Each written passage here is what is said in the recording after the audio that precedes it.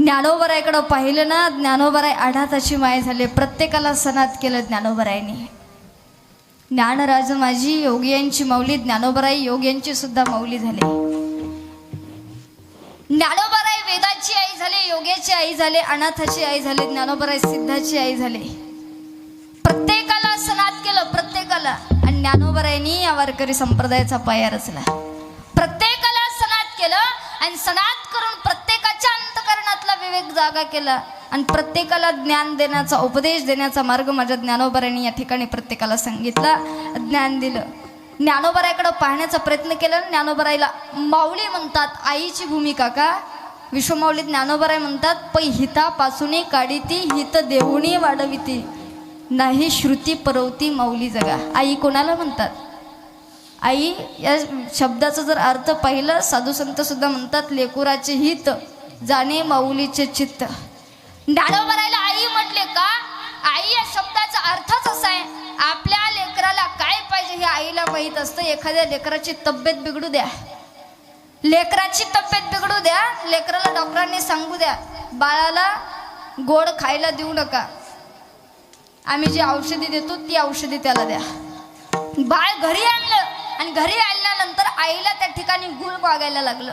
आई मला गुळ पाहिजे, पण गोड असणारा गुळ आहे आणि कडू असणारे औषध आईने दोन्ही आणले.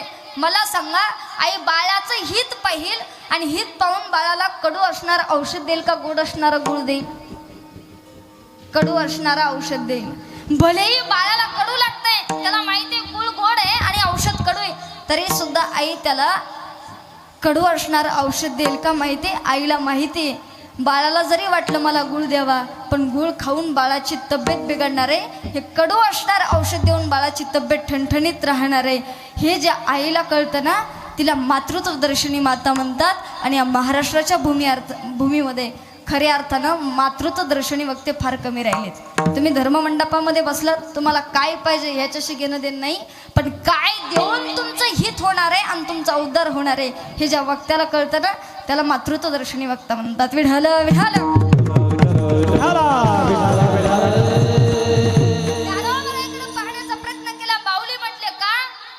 आई ही अशी प्रत्येक लेकराचं हित पाहते आणि त्याचा उद्धार केल्याशिवाय राहत नाही. म्हणून तर माऊली म्हणतात, मी 3 पद्धतीने देव पाहिला, तुम्ही माझ्या पाठीमागे या. कसा पाहिला? अहो देव पाहणं सोपं नाही हो माऊली. मग तुम्ही देव पाहिला, पाहिलेला देव तरी कसा आहे सांगा की आम्हाला. पाहिलेला देव माऊली पहिल्या अभंगाच्या चरणात अनुपम्य मनोहर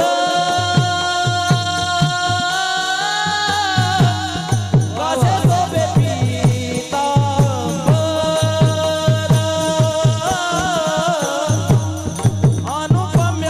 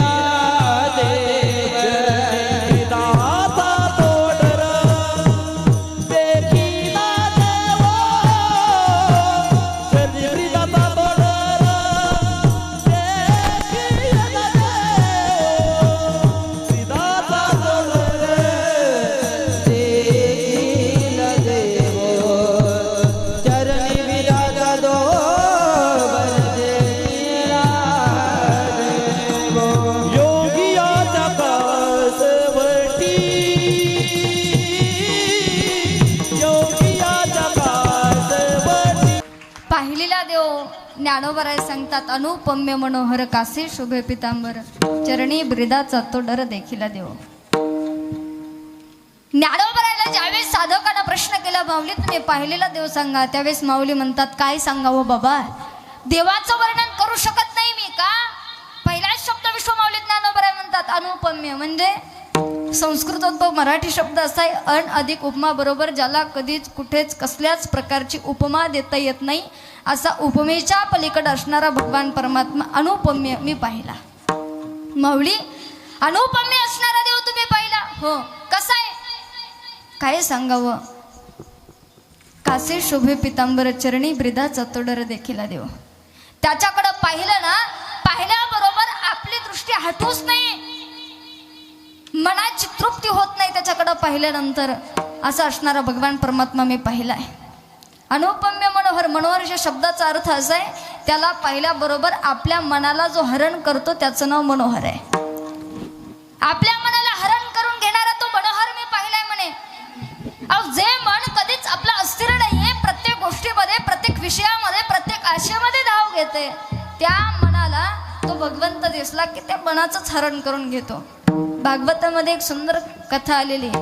भगवान परमात्माने बासरी वाजवली, भगवंताने बासरी वाजवली, त्या बासरीचा झणत्कार गोपिकांच्या कानावरती आला आणि त्या गोपिका घर काम धंदा सगळं सोडून भगवान श्रीकृष्णाकडे आल्या.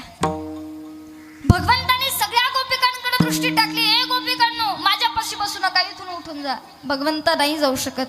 अगं तुम्ही इथं बसता पण तुमच्या सासवा तुमच्या सगळ्या घरचे मला भांडणं करता येतात, माझ्यापाशी बसू नका. देवा बासरी वाजवली ना तू, आता नाही इथून उठणार आम्ही. का नाही उठणार, आता कैशी जाऊ घरा नोहे बरा लौकिक, जाता येत नाही देवा. तुझी बासरी आमच्या कानावरती पडली ना, आमचं सगळं त्या ठिकाणी हरवून जातं म्हणे. यादी कुळ माझे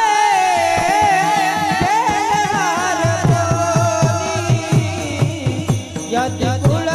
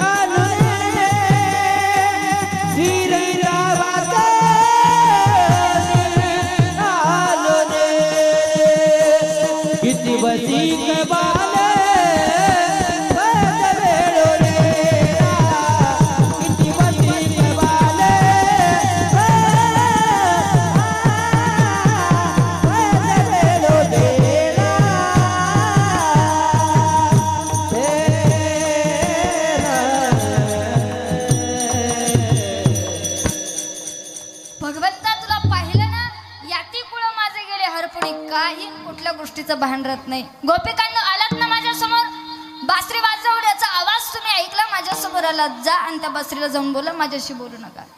सगळ्या गोपिका उठल्या आणि बासरीच्या जवळ गेल्या आणि बासरीला प्रश्न करतात, का ग आम्ही हाडा माशाचे आहे, तू लाकडाची आहे.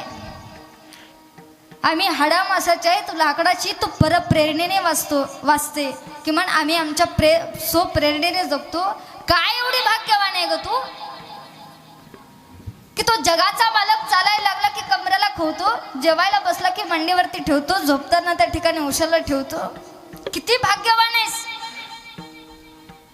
त्यावेळेस त्या बासरीनं सुंदर उत्तर दिलं. बासरी म्हणते, खरं सांगू गोपिकांनो, मी सुद्धा अगोदर भरीवच होते, पण त्या भगवंतानी मला जवळ केलं आणि त्या भगवंतानी जवळ केल्या कारणानं माझ्यामध्ये हा बदल झाला. काय केलं मी? घातले बाहेरी काम क्रोध वैरी, बैसला भितरी पांडुरंग. काही नाही केलं. तुका म्हणे चित्त करारे निर्मळ, येऊनी गोपाळ राहे तेथे.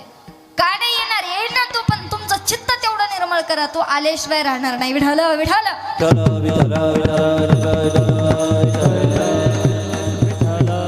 गोपिकांना ज्यावेळेस बासरी सांगते, मी सुद्धा भरीवच होते, पण त्यानं मला जवळ केलं. तुम्ही सुद्धा त्याच्या जवळ जा, त्याचं चिंतन करा, भजन करा, तुमच्यासोबत आल्याशिवाय राहणार नाही. बासरीनं सांगितलं, हे बघा गोपिकांनो, एक सांगू तुम्हाला, कोणत्याही लाकडाची बासरी तयार होत नाही. त्याच लाकडाची बासरी तयार होते जी लाकडं सरळ असतात. म्हणे त्या लाकडाला सुद्धा प्रकार आहेत. म्हणे बासरीचं लाकूड तोडत असताना सुद्धा तिथ्यांना कधीच तोडू नये. भागवतकार म्हटले, का नाही तोडावं तिथ्यांना? त्याचं कारण असं आहे म्हणे, ज्या तिथीला लाकूड तोडतो ना, तिथीला लाकूड तोडल्यानंतर बासरी जास्त काळ टिकत नाही. म्हणे का नाही टिकत? त्याचं कारण आहे. मला सांगा, पंच मी, नव मी, अष्ट मी, दश मी, आणि जिथं मी असतो तिथं भगवंत नसतो. जिथं मी आहे तिथं भगवंत नाही म्हणे. आणि म्हणून पंचमीला, दशमीला, नवमीला या तिथांना लाकूड तोडलं तर बासरी त्याची जास्त दिवस टिकत नाही. आणि हे जे मी ना, मी, त्याला मन म्हणतात. या मनाला जो हरण करतो त्याला मनोहर म्हणतात. अनुपम्य मनोहर, कासे शोभे पितांबर. कसा आहे? अंगावरती पिवळा पितांबर धारण केलेला आहे, गरुडावरती स्वार झालेला आहे. त्याच्याकडे पाहिलं ना, दृष्टी हटूच नाही वाटत म्हणे. गरुडावर बैसूनी माझा कैवारी आला, त्याच्याकडे पाहिल्यानंतर काही पाहावंसं वाटत नाही. आणि म्हणून चरणी ब्रिदाचा तो डर देखील देव. माऊली म्हणतात, अनुपम्य असणारा देव मी पाहिला, मनोहर असणारा देव मी पाहिला, पिवळा पितांबर धारण केलेला भगवंत मी पाहिलाय म्हणे. चरणी ब्रिदाचा तो डर देखील देव. मला तुम्ही सांगा, इथून पंढरपूर किती किलोमीटर आहे? साधारण 150, 150 किलोमीटर असेल. पूर्वीचा काळ, इथून एक जण वारकरी निघाला देवाच्या दर्शनाकरता. इथून बसस्टँडला गेला, बसस्टँडला गेल्यानंतर पंढरपूरला जाण्याकरता बसनं म्हटलं तर किमान 3 ते 4 तास लागतील. वारकऱ्यानं स्वतःचं सामान घेतलं आणि पंढरपूरला निघाला. स्वतःच्या पिशव्या घेतल्या, बसमध्ये चढला, पंढरपुरामध्ये आला. ज्यावेळेस इथून निघतोय बसमध्ये, स्वतः थकलेला त्या ठिकाणी तो मनुष्य वाळवंटामध्ये आला. आपल्या स्वतःच्या बॅगा मठामध्ये ठेवल्या, मठामध्ये ठेवून चंद्रभागेमध्ये आला. चंद्रभागेमध्ये स्नान केलं आणि स्नान करून भक्त पुंडलिकाचं दर्शन घेतलं आणि भगवंताच्या बारीसाठी त्या ठिकाणी गोपाळपुऱ्याहून बारीला लागला. आता गोपाळपुऱ्याहून जर दर्शन करून बाजूला निघायचं म्हटलं तर किमान 10 ते 12 तास लागतात. 10 ते 12 तास लागतात हे माहीत होतं त्याला. स्वतःच्या बॅगा मठामध्ये ठेवल्या, 4-5 तास घरी येऊन येण्याकरता लागलेत. आणि तो व्यक्ती गोपाळपुऱ्यावरून दर्शनाला बारीला लागला. आणि दर्शनाला बारीला लागत असताना 10 ते 12 तास झालं. श्री तुकोबारायच्या पादुकाचं दर्शन घेतलं, कानोपात्राचं दर्शन घेतलं, मुख्य गाभाऱ्यामध्ये आला. आणि मुख्य गाभाऱ्यामध्ये आल्यानंतर त्या साधकानं गरुड खांबाला मिठी मारली. आणि गरुड खांबाला मिठी मारून मुख्य गाभाऱ्यामध्ये येऊन जगाच्या मालकाच्या पायावर तू डोकं टेकवलं. एवढ्यात कर्मचाऱ्यांना पाठीमागून थाप मारली. ओ बाबा, कुठून आलात? म्हणे पाठसांगीवरून आलोय. फार लांबून आलात म्हणे. म्हणे हो. किती तास लागले येण्याकरता? म्हणे बसमध्ये आलो. बसमध्ये येत असताना 4 ते 5 तास लागला म्हणे पंढरपूरला यायला. गोपाळपुराहून बारीला लागले का? म्हणे हो. 10-12 तास लागले असतील? म्हणे हो. साधारणतः तुम्हाला देवाच्या पायाचं दर्शन घेऊन बाजूला निघायला 15-16 तास लागलेत म्हणे. फार थकून आलात ना तुम्ही, फार लांबून आलात. एक काम करतो, जेवढी बारी लागली तेवढी बारी 15 मिनिट थांबवतो. तुम्हाला काय देवाला पाहून घ्यायचं ते पाहून घ्या. म्हणतो का कर्मचारी? नाही म्हणत. पण ऐका ना, 5 तासाचा थकवा स्वतः बसमध्ये घेऊन आला. वाळवंटामध्ये त्या ठिकाणी आपल्या बॅगा मठ्यात ठेवल्या, गोपाळपुराहून दर्शन बारायला लागला. तो 12 तासाचा थकवा आणि हा 4-5 तासाचा थकवा, 15-16 तासाच्या वर गेला. पण 16 तासाचा थकवा घेऊन ज्या वेळेस तोच व्यक्ती मुख्य गाभाऱ्यामध्ये येतो, जगाच्या मालकाच्या चरणाचं दर्शन घेतो आणि ते दर्शन घेतल्यानंतर एवढ्या 16 तासाचा थकवा त्या जगाच्या मालकाचं चरण बघितल्यानंतर एका क्षणात निघून जातो. तो देव मी पाहिलाय. चरणी ब्रिदाचा तो डर देखील देव, तो देव मी पाहिलाय म्हणे. ज्याच्या पायामध्ये ब्रिदाचा डर म्हणजे पूर्वीच्या काळी शत्रू मारला जायचा. शत्रू मारल्यानंतर त्याच्या मानेचं छिद्र करून ते पायामध्ये कड धारण केलं जायचं. तो डर आहे ना, तो हनुमंतरायाच्या पायामध्ये. तोच डर माझ्या भगवंताच्या पायामध्ये. विश्वमाऊली ज्ञानोबराय म्हणतात, ज्याचे चरण पाहिल्याबरोबर आता काय म्हणे, त्याचे एकदा चरण पाहिले ना, भाग गेला शिन गेला अवघा झाला आनंद. आता कोटे दावे मला, आता कोटे दावे मला, आता कोटे दावे मला, आता कोटे दावे मला. तुझे चरण कलिया, तुझे चरण कलिया, तुझे चरण कलिया. बघ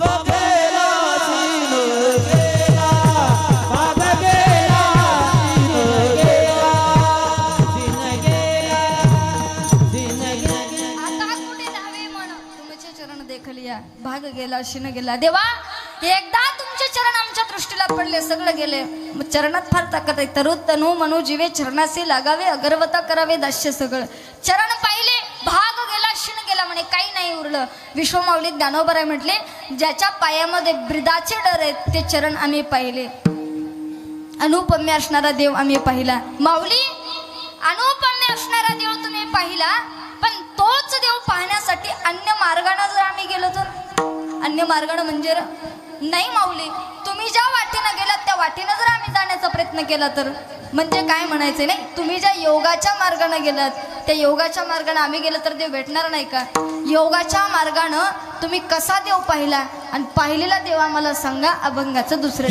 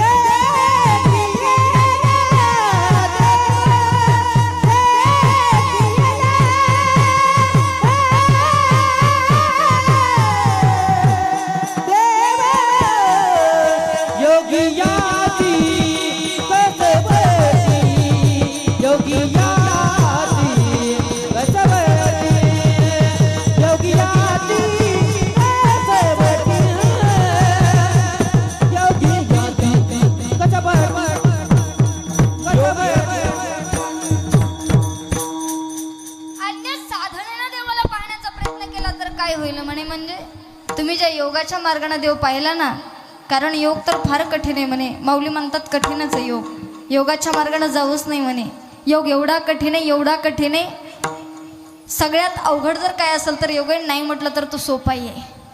मातंजली प्रदीप ग्रंथस्थ सांगतो, योग अवघडच आहे म्हणे. कसा अवघड आहे? योगाची या वाटा जे रिघाले का सुभटा, तया दुःखात तिचा वाटा भागा आला. योग याग विधी येणे नव्हे सिद्धी, वायाची उपाधी दंभधर्म. योग कठीणच आहे, अवघडच आहे. योगाला प्राप्त करणं सहज शक्यच नाही म्हणे. कसं? तर योग माऊली सांगतात, बाबा 3.5 हाताचा विडा पिंगला करून बसलेली कुंडलिनी सुईसारखी बारीक आहे, नागिनीसारखा तिचा आकार आहे. आपल्या गुदलिंग स्थानाच्या शिवन केंद्रापासून ते विराजिते, वक्षस्थाच्या आणि कंठस्थाच्या मध्यस्थाचे. त्या कुंडलीला जागा करायचं असेल तर त्याच्यामध्ये प्रकार आहेत म्हणे. काय? एक दुग्धदोहन नावाची प्रक्रिया आहे म्हणे, ती प्रसिद्ध आहे.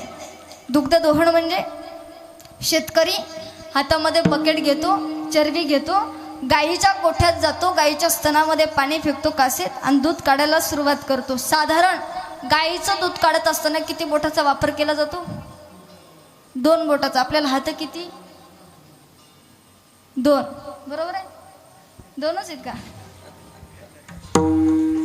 एका हाताला बोट, एका बोटाला कांड्या, अंगठ्याला किती पहा बरं. साधारण गाईचं दूध दुग्धदोहन करत असताना या 2 बोटाचा वापर केला जातो. आणि 2 बोटाचा वापर करत असताना सांगतात महाराज असं की ते दुग्धदोहन करत असताना गाईच्या स्तनाची लांबी वाढते. जशी गाईच्या स्तनाची लांबी वाढते तसं योग्यानं योग करत असताना आपला जिभेचा शेंडा एवढा ओढावा तो कुठं टेकला पाहिजे? नाकाला. का बरं? मी हात ठेवला म्हणून? बरं, कुठं गेला? नाही ठेवला. आपल्या जिभेचा शेंडा कुठं टेकला पाहिजे? 2 भुवयांच्या मध्ये. का? त्रिकुट शिखरी गा दान मिळे आई ते. या 2 भुवयांच्या मध्ये अमृताची कुपी, अमृताची पेटी, अमृताचा डोळे म्हणे या 2 भुवयांच्या मध्ये. त्या अमृताचं रक्षण करण्यासाठी वारकरी सकाळी उठल्या उठल्या इथं काय लावतात? गंध. आपल्या जिभेचा शेंडा एवढा ओढावा की तो जिभेचा शेंडा आपल्या इथं 2 भुवयांच्या मध्ये टेकला पाहिजे. जसा आपल्या जिभेचा शेंडा इथं टेकला तसं आपली जी कुंडलिनी ती विना पिंगला सोडून बाजूला होते. विना पिंगला सोडते. सुईसारखी बारीक असणारी ती कुंडलिनी नागिनीचा आकार आहे. जिभेचा शेंडा इथं टेकल्याबरोबर तीच कुंडलिनी आपल्या गुदलिंग स्थानाच्या शिवन केंद्रापासून वक्षस्थाच्या कंठस्थाच्या मध्यस्थात येते. आणि मध्यस्थात आल्याबरोबर दुग्धदोहन जर झाले असेल, जिभेचा शेंडा बाहेरून टेकला असेल तर ती डायरेक्ट वर जाते. आणि वर गेल्यानंतर आपल्या फडी इतकी उगारते, आपला फणा उगारते. आणि त्या फण्यानं इथं अमृताची कुपी, अमृताची पेटी त्याच्यावर दंश करते. दंश केल्याबरोबर अमृताची कुपी फुटते, अमृताची पेटी फुटते. आणि फुटल्याबरोबर त्या अमृताचा संचार सगळ्या शरीरामध्ये होतो. आणि एकदा का सगळ्या शरीरात त्या अमृताचा संचार झाला की चांगदेवासारखा योगी सुद्धा 1400 वर्ष जगतो. याला योगाचा दोहा म्हणतात. योग प्राप्त झाला की माणूस कितीही वर्ष जगतो, कितीही काळ जगतो. जिवंत उदाहरण आहे आपल्याला चांगदेव महाराजांचं. महाराज म्हटले योगाच्या वाटेनं गेलास तर तुला देव भेटू शकतो म्हणे. का? देवाकडे पाहण्याचा प्रयत्नच केला तर योगियाची कसवटी दावी तसे नेत्रफुटी. त्याच्या नेत्राकडे पाहिलं की तो योगियाची कसवटी असं आम्ही जाणतो म्हणे. उभा विवरेच्या तटी देखील देव. माऊली, एवढा कठीण असणारा योग तुम्ही केला कसा? का? योग करणं सोपं नाही. सात्विक भाव जागृत करणं सोपं नाही. षडचक्राचं छेदन भेदन दोहन या गोष्टी सोप्या नाहीत. तुम्ही केलं कसं?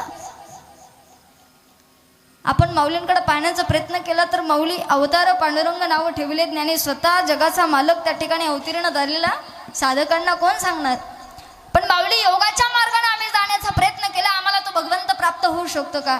माऊली म्हटले, बाबा योगाच्या मार्गाने जाण्याचा कशाला प्रयत्न करतो? आपल्याला प्रमाण म्हणता येत नाही त्याची. शरीर शोषण प्राण निरोधन मनोजय हठ योग. शोषण प्राण निरोधन मनोजय हठ योग. हे भूत पीडन कुंडलिना खाली मन दल बंद. खाली मन दल बंद. हे ऊर्ध्व वायुचा सेतू तोडून करी ओ मन बंद.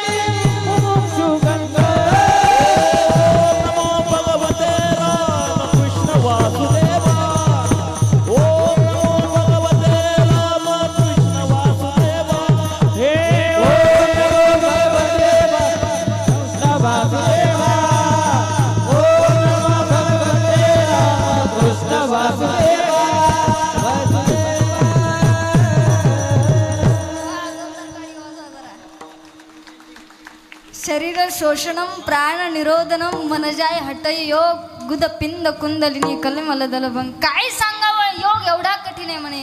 योगाची प्रमाण आम्हाला पटकन पाठ होत नाही, पटकन म्हणता येत नाही, एवढा कठीण योग आहे. मग योगाच्या मार्गाने विश्वमाऊली ज्ञानोबराय गेले आणि योगाच्या मार्गाने गेल्यानंतर त्या देवाला पाहण्याचा प्रयत्न करतात आणि पाहिलेला देव साधका पुढे सांगतात, माऊली अहो फार तुमचं आश्चर्य वाटतं हो, काय तुमच्याकडे पाहावं. तुमच्याकडे पाहिल्यानंतर तुमच्या चरित्राचं उल्लंघन केल्यानंतर आम्हाला असं पाहायला भेटतं की ज्या आळंदीमध्ये विश्वमाऊली ज्ञानोबरायला कुणी अन्नाचा कण दिला नाही, भिक्षा दिली नाही, ते विश्वमाऊली ज्ञानोबराय सगळ्या जगताला उद्धरून नेतात. मनामध्ये आणत नाही हा कोण आहे, हा कुठला आहे, नाही आता विश्वात्मके देव आहे.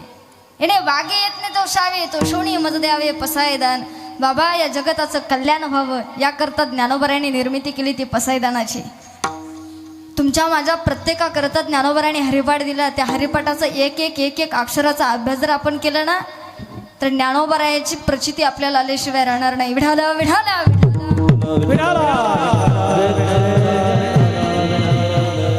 अलौकिक असणारं ज्ञान माझे विश्वमाऊली ज्ञानोबराय. ते ज्ञानोबराय म्हणतात, बाबा योगाच्या मार्गाने गेलास तरी भगवंत तुला प्राप्त होऊ शकतो. साधनेच्या मार्गाने गेलास, साधना केलीस, तप केलंस, सयास केलंस, कष्ट केलंस, अनेक रीत्या भगवंत प्राप्त होऊ शकतो. पण त्याच्यामध्ये प्रकार आहेत, अनेक प्रकार आहेत. कर्म माणसाकडून सहज चुकतं, कर्माने देव भेटू शकतो. कर्म त्याग फलयंती कर्म धर्म सनातन. हा कर्माच्या मार्गाने जर आम्ही गेलो आमचा भगवंत आम्हाला प्राप्त होऊ शकतो म्हणे. पण कर्म माणसाकडून चलत चलत त्या ठिकाणी होतं, चुकतं. का ते कर्म असं सांगतं, एका हाताने जर पाणी पिलं तर दारू पिल्याचं पातक आहे, एका हाताने ग्लासाने पाणी पिलं तर. आमच्याकडून किती वेळेस ग्लासानं एका हातानं पाणी. कर्म सहज चुकतं म्हणे. मग कर्माच्या मार्गाने गेलं तर देव भेटतो म्हणे, पण भेटत असताना कर्म फार अवघड आहे. मग माऊली आम्ही कोणत्या मार्गाने जाऊ. माऊली म्हटले कशाला जास्त नादाला लागतं, सहज सोपं साधन तुम्हाला नामसंकीर्तन आहे. त्या साधनेनं जर तुम्ही देवाकडे गेलात तरीही तुम्हाला देव भेटू शकतो. कारण साधकाचा प्रश्न होता, माऊली योग जर आम्ही पाहिला तर त्याच्या मार्गाने जाऊ शकत नाही का.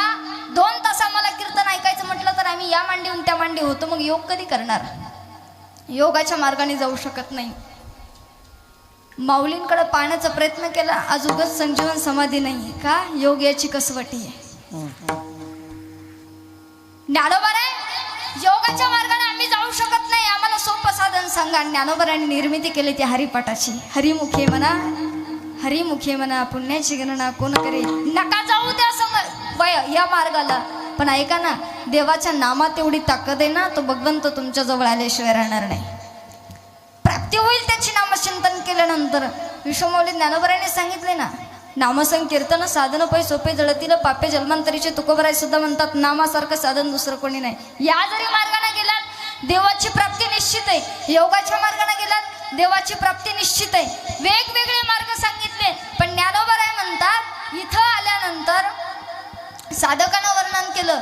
जगाच्या पाठी एकच संत आहेत की वयाच्या 16 वर्षी ज्ञानेश्वरी लिहिली आणि वयाच्या 17 वर्षी जगाच्या मालकाला 3 पद्धतीने माऊलीने पाहिलं आणि वयाच्या 22व्या वर्षी समाधीस्थ झाले. का ज्ञानोबराय म्हणतात योगाच्या मार्गाने मी गेलो, ज्या योगाच्या मार्गाने जाऊन ज्ञानांना तो दिसत नाही, योग्यांना तो दिसत नाही, तो मी देव पाहिलाय.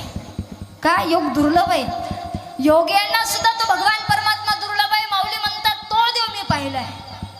योगिया दुर्लभ तोम्या देखिला साजनी, पाहता पाहता मनानं पुरे धनी. माऊली म्हणतात जो योग्यांना दुर्लभ आहे तो मी देव पाहिलाय म्हणे, जो ज्ञानांना दुर्लभ आहे तो मी पाहिलाय.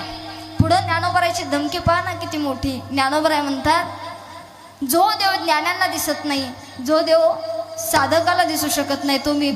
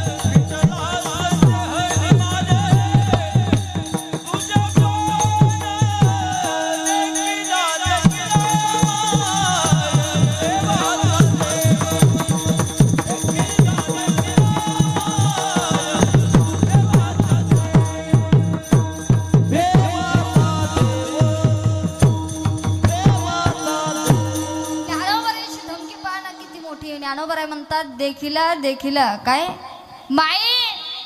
माये म्हणजे जी माया कधीच संसारातून आम्हाला अलिप्त राहू देत नाही, जी माया कधीच संसाराच्या दुःखातून आम्हाला बाजूला निघू देत नाही, जी माया भगवंताकडे जाऊ देत नाही, ज्या मायेनं अनेकांना वेड लावलं, जी माया ब्रह्मदेवाला सोडत नाही, जी माया कोणाला सोडत नाही, त्या मायेला म्हणतात माये देखिला देव.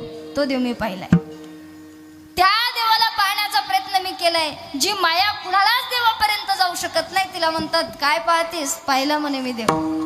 जो योग्यांना दुर्लभ आहे, जे ज्ञानांना दुर्लभ आहे, तो मी देव पाहिला. विढाला विढाला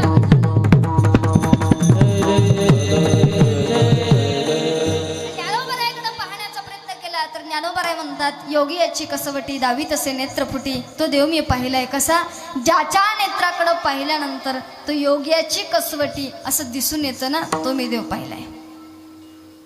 ज्याच्याकडे पाहिल्या क्षणी ते आम्हाला उमजून येतं, समजून येतं.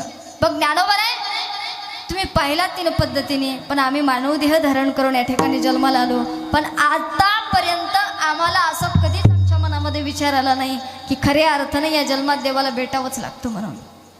पण ज्ञानोबराय उपदेश करतात बाबा मानव देह धारण करून आलाय ना, देवाला भेटावंच लागेल, त्याची प्राप्ती करावीच लागेल. त्याला जोपर्यंत प्राप्त होणार नाही तोपर्यंत तुझ्या जीवनाचं सार तुला प्राप्त होणार नाही. का माहितीये? कारण मनुष्य देह याच्याकरताच आहे बाबा. भरपूर जन्मानंतर हा देह प्राप्त झालाय, तो सारखा सारखा नाही. कारण हा देह कसा आहे, नरदेह, ते दुर्लभ आहे, पुन्हा भेटेल याची शाश्वती नाही, भेटेल याची शाश्वतीच नाही म्हणे. मग या जन्मामध्ये आल्यानंतर तू तर देवाची जर प्रार्थना वंदना तप सयास कष्ट केलं नाहीस तर आहे असा वाया जाशील. जोपर्यंत तुझ्या ताब्यामध्ये इंद्रिय आहेत ना, तोपर्यंत तू देवाची प्राप्ती करून घे. एकदा का इंद्रिय थकली रे थकली, पुन्हा किती जरी म्हटलं तीर्थक्षेत्राला जायचं, नामोच्चारण करायचं, सोहळ्यात जायचं, अजिबात होत नाही म्हणे. इंद्रिय थकली संपलं. इंद्रिय आहेत तोपर्यंत परमार्थ करून घे. का एक वेळेस आपल्या इंद्रियामध्ये, आपल्या शरीरामध्ये दाताची आणि केसाची भांडणं झाली. दाताची आणि केसाची भांडणं झाली. भांडणं अशी झाली, केसांची बैठक बसली आणि केसांची बैठक बसल्यानंतर सगळे केस म्हणायला लागले का रे, अख्ख्या शरीरामध्ये सगळ्यात पांढरे शुभ्र कोण आहेत? म्हणे दात आहेत. सगळा संसार, सगळं त्रिलोक्य त्यांना अख्ख्या शरीरामध्ये पांढरं म्हणतोय. म्हणे हो, सगळ्या शरीरात तेच पांढरे. म्हणे किती संख्या आहे त्यांची? तर बोले 32. दात किती? दात 32 आहेत म्हणे. आतापर्यंत दात 32 आहेत, तेच पांढरे आहेत म्हणे. आपण